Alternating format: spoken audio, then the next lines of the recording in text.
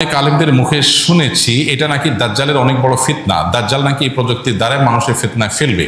এই কথাটি কতখানি যুক্তিসঙ্গত তা কোরআন হাদিসের আলোকে পেশ করুন, আর এআই সম্পর্কে কিছু দিক নির্দেশনামূলক বার্তা দিন। এআইকে দাজ্জালের ফিতনা বলছেন অনেকে, এটা তাদের গবেষণা, এটা তাদের ইস্তিহাদ, লাহু ফাহাম যিনি বলেছেন, এটা কোনো হাতমি বিষয় না, এটা কোনো কোরআন সুন্নাহ বর্ণিত মানসুস কোনো বিষয় না যে হ্যাঁ এআই এর ব্যাপারে হাদিস কোরআন আসছে। কোনো আলেমের গবেষণা, তার কাছে মনে হয়েছে যে এটাই আস্তে আস্তে মানুষকে দাজ্জালের ফিতনার মতো বিভ্রান্তির দিকে নিয়ে যেতে পারে। তো কোনো আলেমের গবেষণাকে গবেষণার পর্যায়ে রাখতে হবে, এটাকে ওহির পর্যায়ে নেওয়া যাবে না।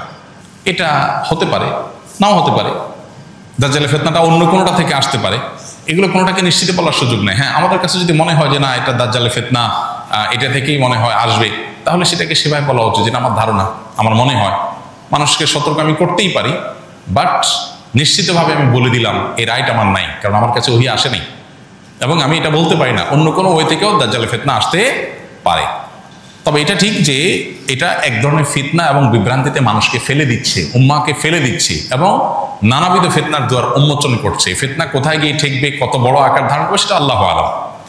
পাশাপাশি এর ব্যবহারের কথা বলেছেন। ব্যবহারের বিষয়ে এআই দিয়ে যদি শরঈ কোনো কাজ করে কেউ, গায়রে শরঈ কাজ না করে, এটা জায়েজ। এটা একটা টুল বা এটা একটা টেকনোলজি, এটাকে ব্যবহার করে যদি শরিয়া নিষিদ্ধ নয় এমন কাজ কেউ করে, তাহলে সেটা করতে অসুবিধা নেই। কিন্তু শরিয়া যেটা নিষিদ্ধ সেরকম কাজ যদি কেউ করে, প্রতারণামূলক কিছু করলো, কোনো সৃষ্টির অবয়ব তৈরি করলো, এমন কিছু করলো যেটা শরিয়া অনুমোদন করে না, তাহলে সেটা এআই দিয়ে করলেও নাজায়েজ হবে, অন্য কোনোভাবে করলেও কি হবে, নাজায়েজ হবে, হারাম হবে।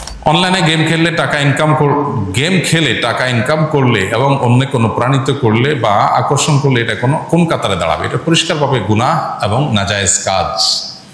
প্রথমত এমনিতেই গেম খেলা জায়েজ কাজ না, সময়ের অপচয়, এবং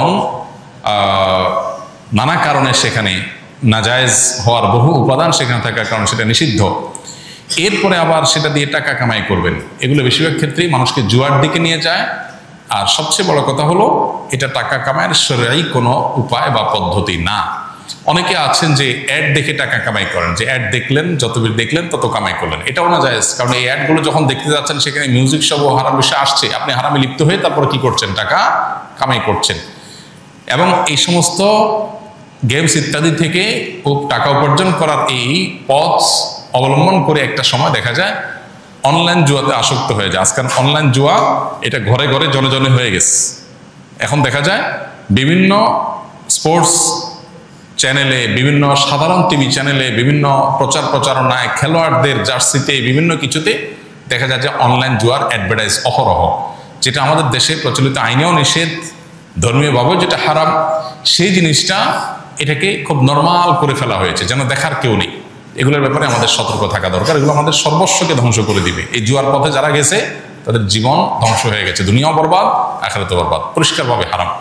আজকাল দেখা যায় এই যে বিভিন্ন সময় বিশ্বকাপ, ফুটবল হয়, ক্রিকেট হয়, বিভিন্ন খেলা হয়, এগুলোকে কেন্দ্র করে এলাকায় এলাকায়, মহল্লা জুয়ার আসর বসে, ছেলেরা মেয়েরা বাজি ধরে। এই যে বাজি, এই যে জুয়া, এগুলো পরিষ্কারভাবে হারাম।